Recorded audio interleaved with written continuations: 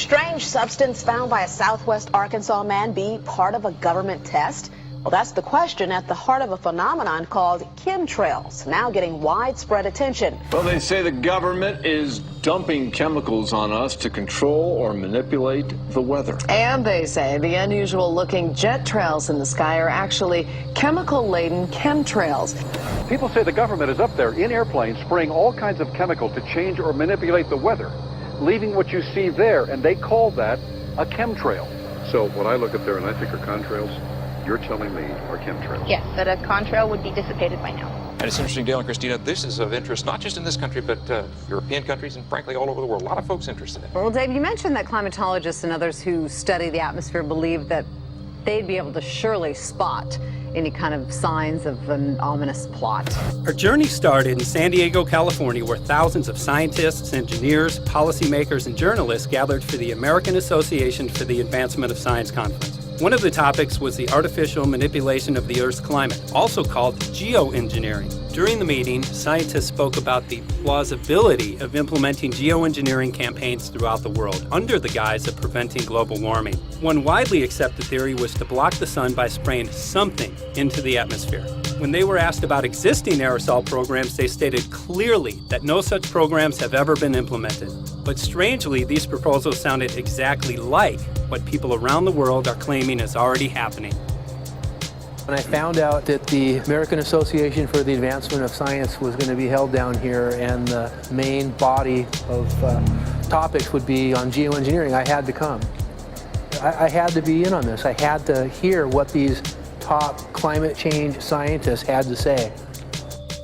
And that's the other question about chemtrails and whether geoengineering is being deployed right now without our knowledge. I don't have any personal insight into that, other than to say that I've worked in government at pretty high levels in the White House and at state government. I'm personally skeptical of that.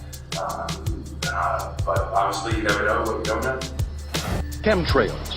On the internet, they are cited as proof of the government creating clouds to combat global warming. They claim the American government, with the secret approval of the national government, is covertly using jet aircraft to spray population centres with aluminium, with barium and with strontium so as to reduce people's humidity and reduce the global population.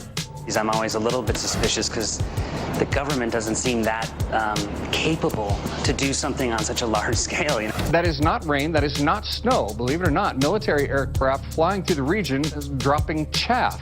Small bits of aluminum, sometimes it's made of plastic or even italicized paper products, but it's used as an anti-radar issue, and obviously they're up there practicing. Now, they won't confirm that, but I was in the Marine Corps for many years, and I'll tell you right now, that's what it is. And what happens here, military jets, some come out of Key West Air Force Base, and they move off into the atmosphere, and they drop mylar strips. Some could be a little wider, some are small glass fibers that are coated in aluminum. And what the Air Force does is they take their military jets and they dump these out of the aircraft, they fall into the atmosphere, and some take as much to a day to fall down.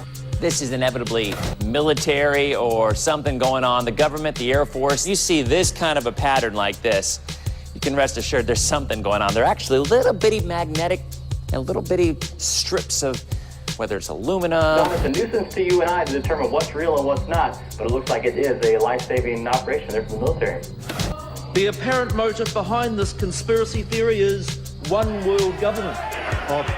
Order, I cannot hear. Mr. Speaker, I want to assure the House that both my ministry and my colleague, the Minister of Health, who have received correspondence on this issue, that this conspiracy theory does not have an iota of truth, and that the trails observed from aircraft simply come from jet engines. Question number 9. Order. And I think what an appalling example it is of the new Foreign Affairs spokesperson for the Labour Party that she's spreading conspiracy theories about the United States government. I think the House has heard sufficient. It is called geoengineering, fighting global warming by putting a chemical dust in the atmosphere and reflecting harmful radiation back into space. We take geoengineering to mean deliberate, large-scale intervention in the Earth system. There are a variety of schemes that have been discussed for geoengineering. A classic example is injecting reflecting particles into Earth orbit. Nevertheless, there might be some good reasons to think about alumina. It turns out, first of all, there's been a lot of work on the environmental consequences of alumina in the stratosphere. The big deal really is that alumina has 4 times the volumetric rate of forcing for small particles as does sulfur. And that means you have 4 times less surface area for the same rate of forcing. And this is a much bigger deal. You'd have roughly 16 times less the coagulation rate, and that's the thing that really drives removal. So you could get away, we think, with much smaller mass fluxes.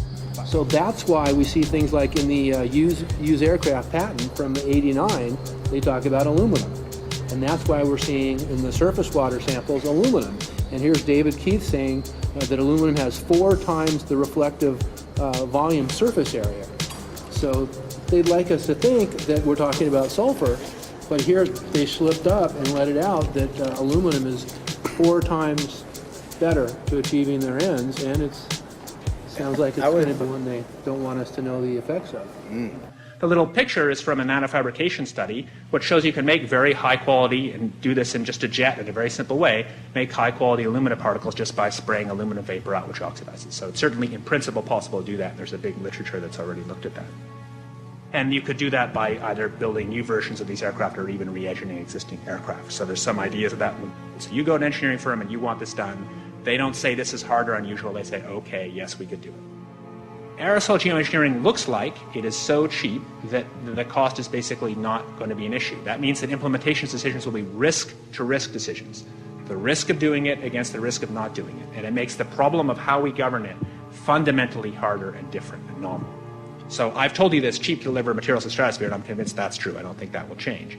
But I think the more we do research, the less easy this will look, the more complicated the environmental effects will look. And that's a good thing, because right now it looks too easy. So I think that if we do more research, we're likely to find out that it's harder and more complicated than we thought, and that the side effects are harder to manage. And that's a healthy outcome that will make it easier to do the management. Of course, the opposite reaction is possible. It's an empirical question, how people will actually react to knowledge about this. Another reaction is to say, if these crazy scientists are so concerned about putting CO2 in the atmosphere, they want to think about these things, then that might actually mean we should be more serious about the risks of CO2 in the atmosphere. And by the way, it's not really a moral hazard, it's more like free riding on our grandkids. And by the way, it's not really a moral hazard, it's more like free riding on our grandkids.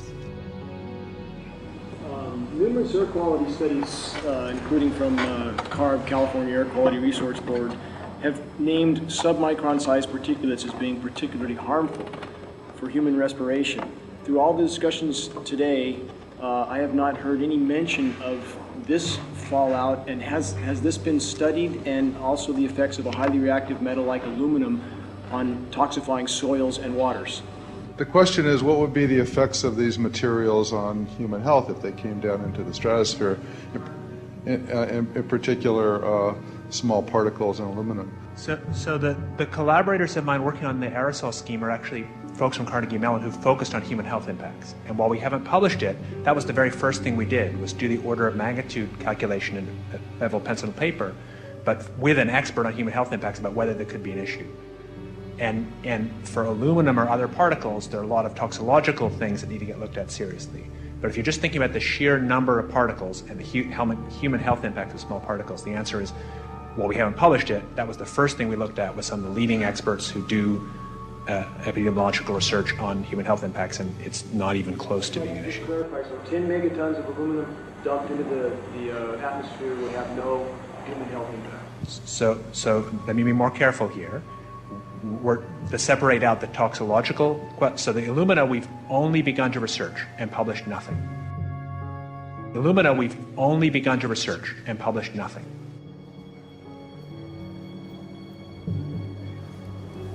Dane looked at him and he said, so you're telling me that spraying 10 to 20 megatons of aluminum, as you said, would have no human health effects?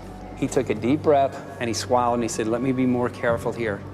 We haven't done anything serious on alumina, and so there could be something terrible that we'll find tomorrow. We haven't looked at it. And that, for me, that was the whole main point of what is going to be coming out to the public. It's the damaging effects of aluminum that are being found around the world in massive amounts. Here's David Keith confronted on this very issue, and he looked, at that point like they just let the cat out of the bag. Mm-hmm. we haven't done anything serious on alumina, and so there could be something terrible that we'll find tomorrow we haven't looked at it. They're proceeding because they have an agenda that's separate from trying to thwart this crisis of global warming. You know, there's obviously several other objectives, whether it's depopulation, control, weapons aspects, communications aspects, all kinds of things, you know, wild cards that we know nothing about. We don't really know, and I'm not going to attempt to speculate on exactly what the agendas are, but we can see clearly the agendas are not benefiting mankind. You know, it's benefiting the agenda of the elite. And so I think the question is, how do you draw the line between some activity that is allowed and doesn't need global governance and activities that do require global governance? Dr. John Holdren has agreed to serve as Assistant to the President for Science and Technology and Director of the White House Office of Science and Technology Policy. I look forward to his wise counsel in the years ahead. My personal opinion is that we have to keep geoengineering on the table. We have to look at it very carefully because we might get desperate enough to want to use it. So what would we do if in year 2040 or 2060 there's a severe climate crisis, say widespread famines or Greenland sliding suddenly into the ocean? That the only plausible way in which we could start the Earth cooling this century is to directly intervene in the climate system, say by putting particles in the stratosphere. We do stuff in the stratosphere all the time, of course, and so it's not as though the stratosphere is absolutely pristine. But you don't want to have people going off and doing things that involve large radiative forcings or go on for extended periods, or for that matter, provide lots of reactive surfaces that could result in significant ozone destruction. You know, maybe I'm putting a particle into the atmosphere because I'm trying to make money, or maybe I'm putting a particle into the atmosphere because I'm engaging in scientific research and trying to understand cloud physics, or maybe I'm putting this particle into the atmosphere because I'm trying to make it rain locally to seed a cloud and get more snow on our ski slopes. And this obviously raises all kinds of questions. It's hugely risky. It will likely negatively impact some people, but we might find ourselves in a situation where those risks seem worth taking.